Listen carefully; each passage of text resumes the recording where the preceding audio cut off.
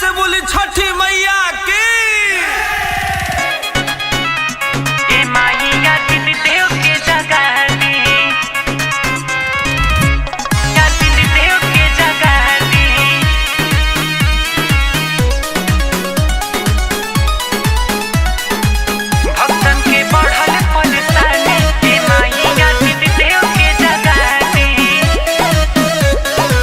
श्रद्धा से जे भी भूखल भइल बेड़ा पार जी, छठी माही भावे राउर महिमा अपार जी।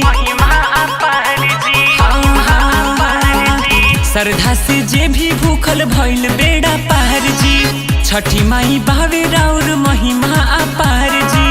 हाथवा में लेके पारा शादी, भक्तन के बढ़ल परेशानी ए माही आदित्य देव के जगा दी।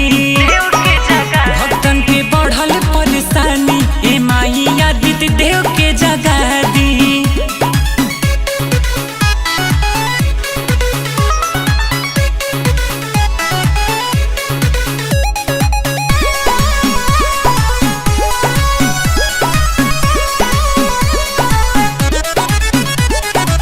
तीन दिन से भूखल बाड़ी घर में भौजाई, निर्जल उपास बाड़ी कैले हमर माई। निर्जल उपास बाड़ी कैले हमर। हाँ, 3 दिन से भूखल बाड़ी घर में भौजाई, निर्जल उपास बाड़ी कैले हमर माई। पनिया में खड़े बाड़ी दादी, भक्तन के बढ़ल परेशानी ए माई आदित्य देव के जगा दी।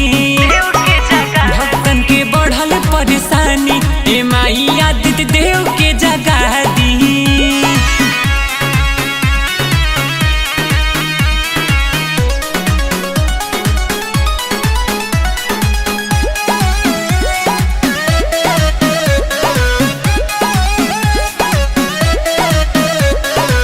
रोहन योगेश घरवा कोसी भराई, संझिया सबेरे राउर गीतिया गवाई। संझिया सबेरे राउर गीतिया गवाई। दीपक योगेश घरे कोसी भराई, संझिया सबेरे राउर गीतिया गवाई।